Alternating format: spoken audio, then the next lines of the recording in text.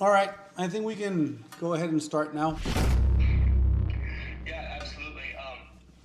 Memo, we're first of all happy to be connected. My name is Tim Korshnov. I work with the organization.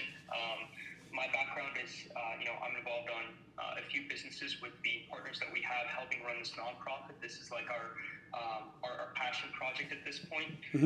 We're just happy to put our energy towards something that's making an impact with Gen Z. As you know, sort of liberal and woke ideologies are sort of kind of running away at the fabrics of our society in a lot of capacities, and that's particularly visible with my generation. Kim and Liam, who are the co-founders, got together, started this organization to essentially take social media influencers and have them promote to the youth and to the younger generation through a way that conservatives in the United States and really across the globe haven't done before. And so that's the mission of our organization, just give an alternative point of view to young people, and just, the wokeness that's really kind of plaguing our society in a lot of capacities. I've seen you've been pretty vocal about the issue. So I'd love to first of all get a background on you and just your stances with this. And I know you're from Mexico, so just tell me a little bit about where you're based and the whole thing, the whole story. Well, first of all, thank you for the intro. Thank you for inviting me to talk with you guys. Maybe for now it's going to be a brief intro of what you guys do and what I do over here in Mexico. I'll give you a little bit of a backstory. I come from a family which is the fifth generation of, company or business owners or self-made people that made it in different businesses throughout their lifetime.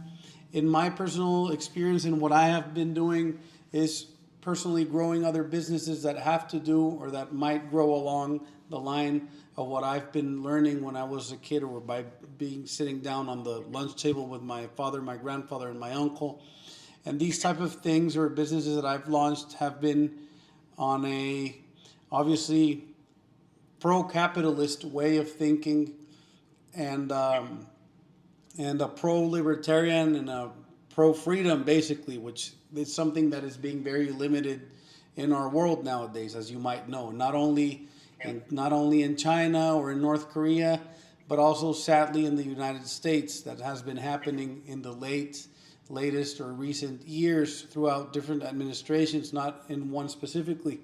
So I am sure that you've noticed and you've seen how sometimes they embrace the word of order and law and security and safeness for everyone. They kind of shadow it and camouflage that. They say that it's that. And below, what do we have? A total huge agenda of controlling people, censoring their ideals and beliefs and whatever they want to get across the table or across the world, or whatever they want to opine about. Which in reality, if you think about it, there's nothing wrong with opinionating on a topic.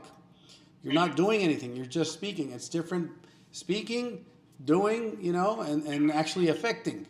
Because you can say tomorrow, hey, I hate this, or I don't like that, or I agree with this idea and I don't with this one, or I would not like you to be here, or something. That's just saying. I'm not doing anything, all right? I'm not breaking the law, or I'm not doing anything aggressive to this people or to any organization or group or whatever you want to focus on.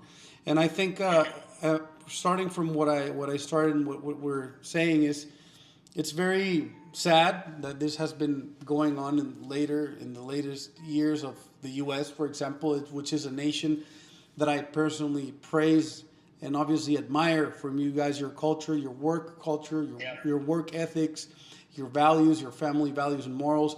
All this woke culture and all this woke bullshit, basically, has everyone getting confused. Recently, I was looking at a video of a woman saying that a lot of people get the wrong idea of having gender equality with gender sameness. You know what I mean? It's very different to say we are equal in gender with equal rights, for example, which I agree. Okay, equal under law, equal under rights, or whatever. Okay, I agree with that. But we don't have equal sameness, or you know what I mean? We don't have gender sameness because we're different. Men and women are different. We cannot say, it's like saying, oh, tomorrow I want to be a woman, okay, well, go have a baby then. Can I have a baby? I don't think I can have one. I need to have a woman to have a baby. You know what I mean? We have a family, etc.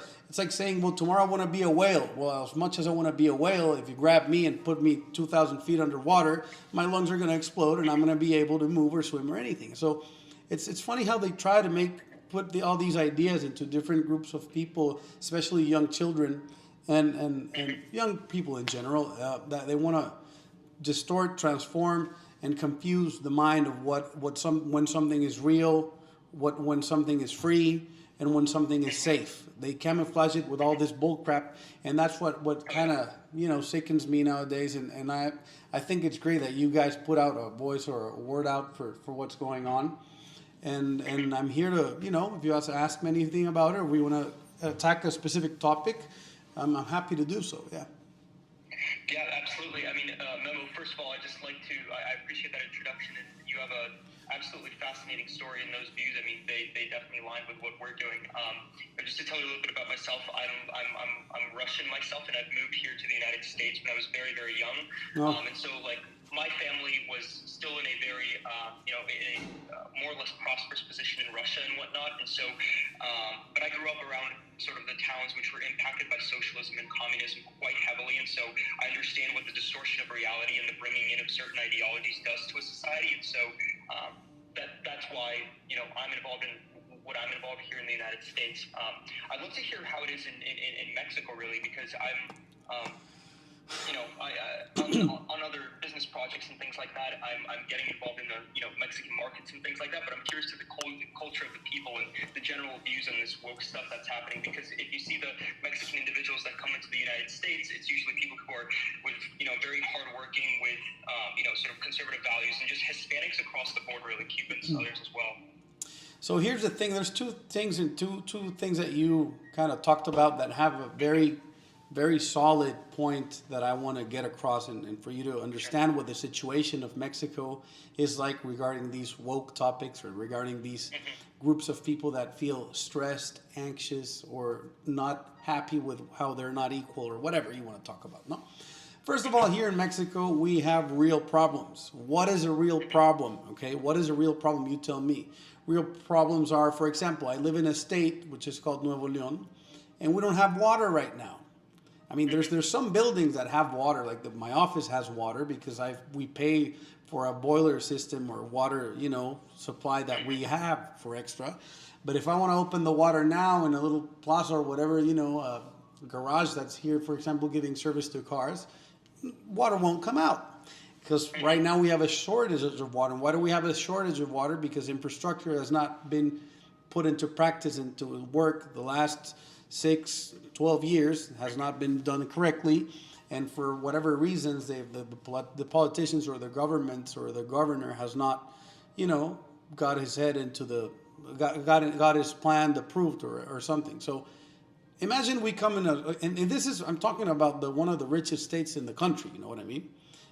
Per capita. Like, people here win much more money per month, or their salaries are much higher than the rest of the country by far. So imagine that. No, so first of all, you say, okay, here that's a real issue. We don't have time for bullshit. We don't have time to be stressing about if I want to be called a girl or an it or an alien or a whale or a tree. We don't have that time. We cannot stress over crap. You know what I mean? So the sooner and the quicker that you get out there, that you get people out there trying to survive or trying to thrive in a situation where we have real issues that we have to actually address, take care of, and move forward to solve them, the sooner people will revert immediately to their roles that they have in as society or as men and women. The quicker a woman is going to say, hey, okay, I need to do my stuff in order to get this family straight. You need to go to work or find a way to get water into my house, or else we're going to, die out of, thirst, or wash, shower the baby, etc. And that's kind of the situation in Mexico. And in other states, they have other problems. They have other maybe the food is kind of short here or there. Their crops are not growing the way they wanted, or they're getting taxed. The business. Our new president is very hard on taxes. I don't know. We have a lot of stuff that we need to address and worry about before we even start considering gender sameness, which is what is a lot of people trying to shoved down their throat Yeah. of new generations. That's one thing. And the other thing is, as much as you tell me you came from a Russian background, and you say you came to the U.S. with a hope, obviously, well, maybe not you, but your parents or your grandparents or your background. Yeah, me and my parents. Yeah, exactly. Obviously, you say, well, America has always been the place and the standard of freedom, equality, the good equality, though, not the sameness that they try to feed people. You know, land of the free, etc. That is how a lot of people over here in Mexico also view the U.S. because it's our neighbor, it's our big brother. We work together in many ways, and we actually are thankful for it. But the thing is that there's a certain place in certain jobs or salaries of people or structures or you know, directors of or certain organizations where they feel that they can make more money much quicker and develop themselves professionally in a quicker or bigger scale if they go to the U.S. Okay, which is probably true if you're working for big corporations such as, you know, everyone that is in the stock exchange, or to name a few, no? And you know, it's probably true, but in reality, if you think about, for example, the Chinese coin, in the past they had a coin that says crisis on one side of the coin. You flipped it around and it says opportunity. So what does this mean? It says in every crisis there's an opportunity. And obviously a lot of people don't like the uncertainty of how they're evolving or how they're going about their lives in these third worlds or these developing economies like the ones that we have in Mexico. And they say, you know what, I'd rather play it safe and have a bigger salary immediately working in Seattle for Microsoft or whatever, or in California or in Palo Alto with whatever certain reason. But the real men that actually, you know, get the carriage rolling and move the engines of a company and corporations, I think it's us that stay here, you know, and try to figure out what we can do for our people. And in the same way that in the U.S., other people say, you know, I'm going to stay here and work here because I don't want to put my company in an offshore Grand Cayman Island and, you know, pay less taxes or whatever. Because in the U.S., taxes are used much more efficiently than they're used here. So that's another topic. And a lot of people, and like I said, a lot of people in certain areas that win certain wages or that win, I say win because, you know, they get paid a bit more or whatever. Under those brackets, they say, I'd rather go to the U.S., work, probably even work less and get a better salary and live a higher quality of life. That's what they believe, and that's, some of them do it and make it. And a lot of others, guess what? They come back to Mexico and say, you know what? I thought it was going to be somehow, but it's not, because they say, oh, over there I get paid whatever, $1,000 a week by putting, or I don't know, each 15 days by putting on a roof, you know, so water doesn't come down your roof, for to give an example. Okay, but guess what? It's not going to be, I don't know, it's not going to be $20 a week for you to feed yourself. It's going to be 200 or 300 to go to the supermarket or something. And that's the difference, you know. People don't put that into their minds, and that's why sometimes they go and come back. But to answer your question about the Mexican economies or the, you know, family economies and the problems or the issues that we have over here regarding the ones that you have in the U.S., they're very different. So we have less time to focus on bull crap and less time even to focus on our real problems. So that's why we attack those first, so that you get an idea. Yeah, Melo, that's very well said. And you know, generally speaking, just seeing it over the course of this call, it seems like we align very well. And honestly, we'd love to get you involved with our organization because you know, we have about 400 influencers right now. We have great spokespeople that we have on behalf of the ideas that you and I are just discussing here. We'd love for you to also do some interviews or some calls with them as well, if that's something that you're open to in the future.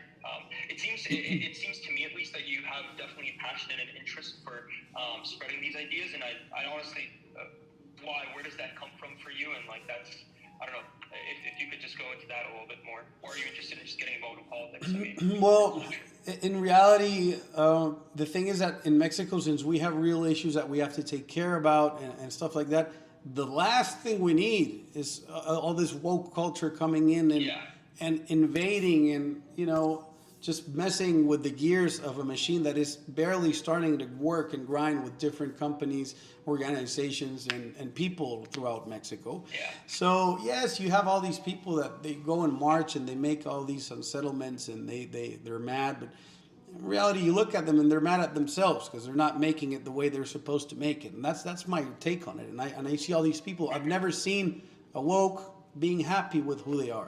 So it's pretty weird, no? And that's what I'm saying. So where does it come from? Where does my encouragement come from to get this message out, such as the ways that you guys think and other presidents that the U.S. has had that think the same way as you and I, and hopefully the next one would be something similar, but not the one that you guys have now. I know, unfortunately.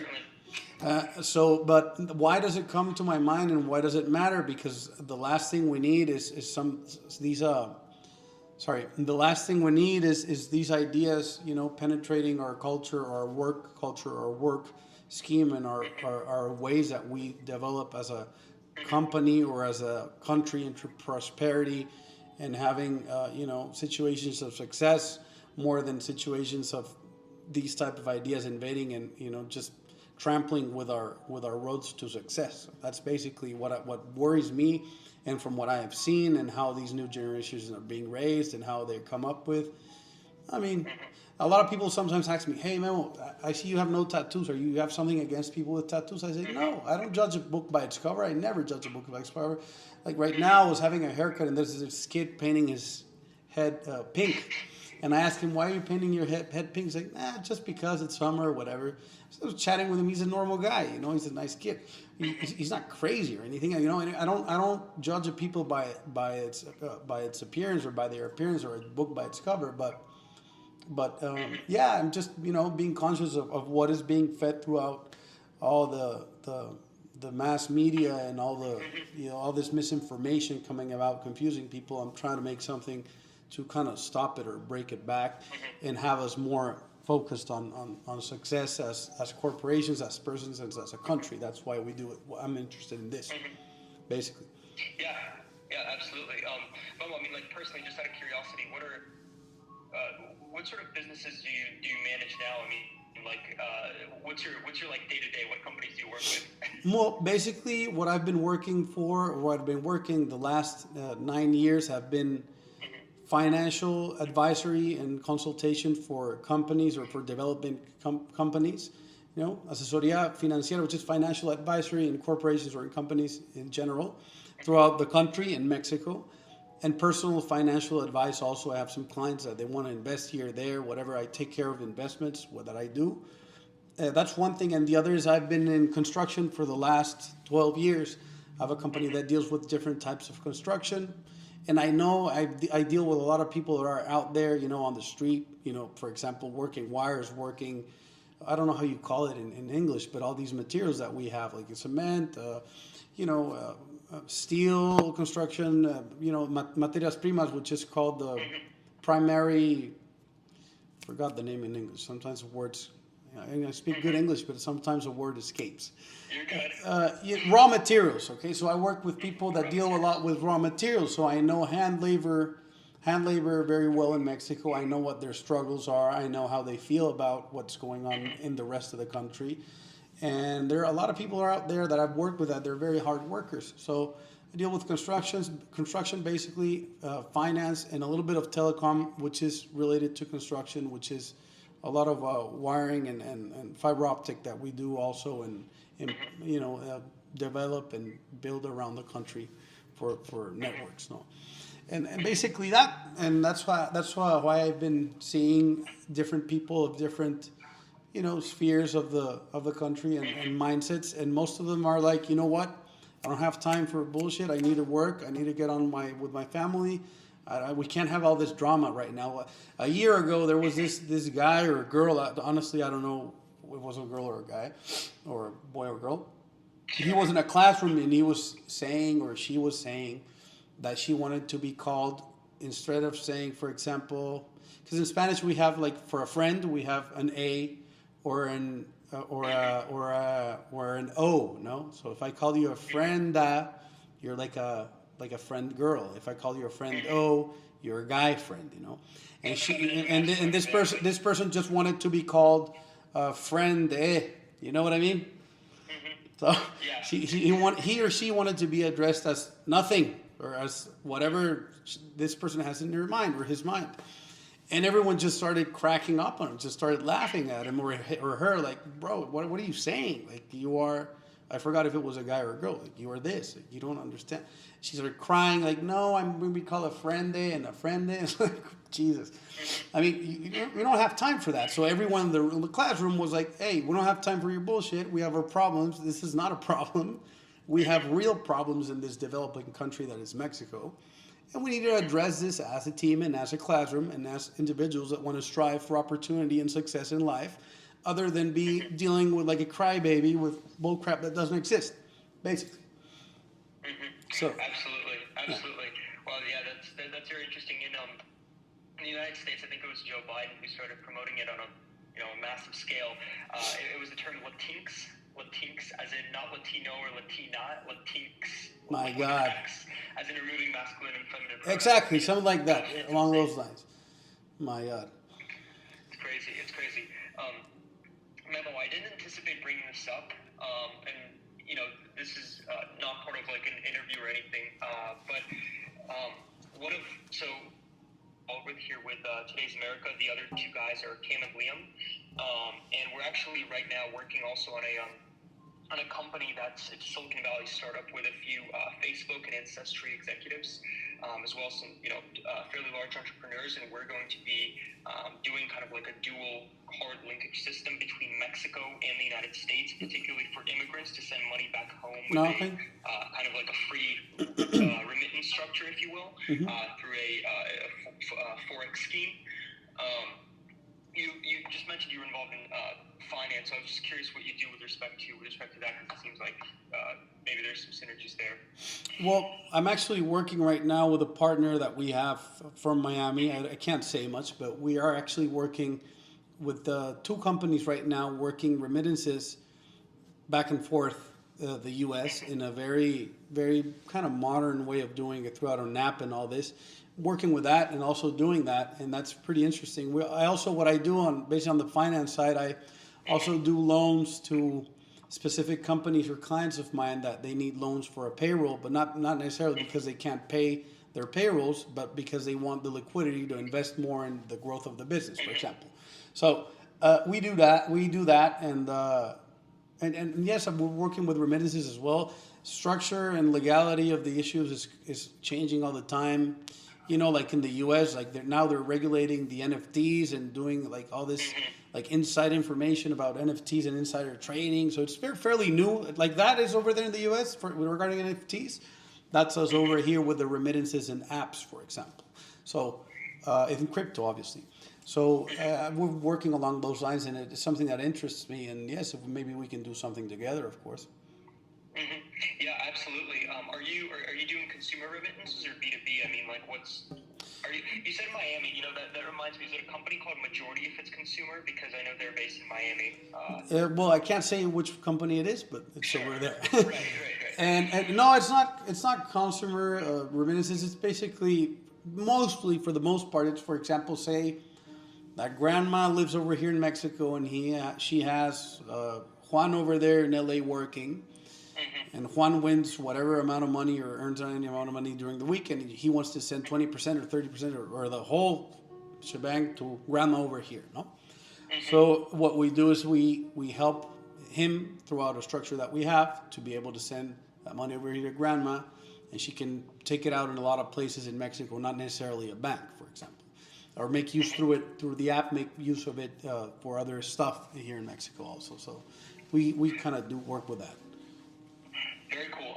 Yeah, we've seen at least our group has looked at a lot of those obviously competitors and people in the industry and whatnot. You have Remitly, you have all of these big companies and whatnot, and what we kind of found is that sort of the push and pull send and request system for us. We don't think it's been optimized to the highest extent for the consumer, and so what we're trying to do is more of a linkage, because in a dual economy, rather than a send and request through a connected bank account and cards for individuals. So essentially instant spend. Instant money gets onto the card and things like that. No need to send a request. I'd love to maybe some other time talk to you about it more in details, because it looks like you're quite the expert on it. I mean, I'm not the expert. I'm not the one that developed the technology at all, but I have all these businesses or clients or people that I know that might be interested in this service, in these services. So my partner is the one that's the pro at the development of the software and all.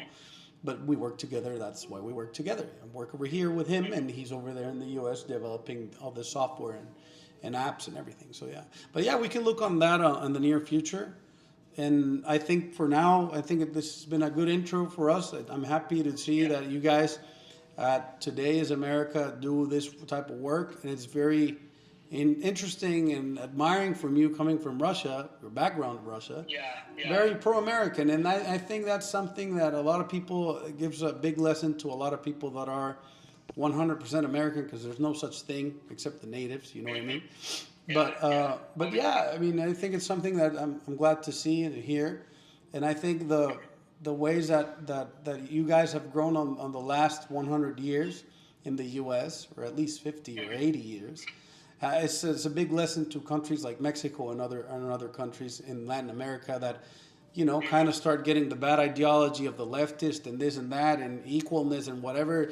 And equalness sometimes means, for them or for whoever, means taking more from the rich so they have less and we have more. And well, who's creating the wealth? You know what I mean? Why do they have it? Because they're creating it. So I think it's a long topic, but we can get along that later.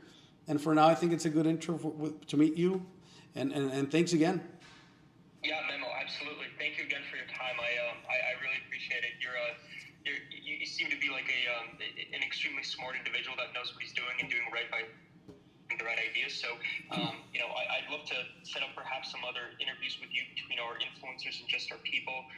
See just other ways to get you involved with this cause, because, there's a lot of entrepreneurs in the United States, and it looks like in Mexico as well, who believe in these things. So, we're really, part of our organization is the influencers, but the other part is a group of like entrepreneurs like myself. We have folks in Miami, New York, California, wherever it is, business people in all industries, from tech to finance to whatever it is, who believe the same things. And so another part for us on Today's America is also facilitating a business community who believes in the same values that we do, and to promote collaboration with companies, with things in general, as like a social circle for people who really think the same way, if that makes sense. So, we do the activism, but we also do sort of like the social aspect of things. So we'd love to have you involved in both, and I look forward to continuing the conversation. Yeah, we'll keep in touch, Tim. Thank you for your time as well. Thank you for thinking about me and inviting me to have a call with you. I'll send you the video as well, so you can have it, and feel free to share anything you want. And we'll keep in touch, and I'll give you I think you have my email already. So yeah, I'll send you my number or anything. Absolutely. We're here, and thanks again. Have a good one. Yeah, take care. Take care.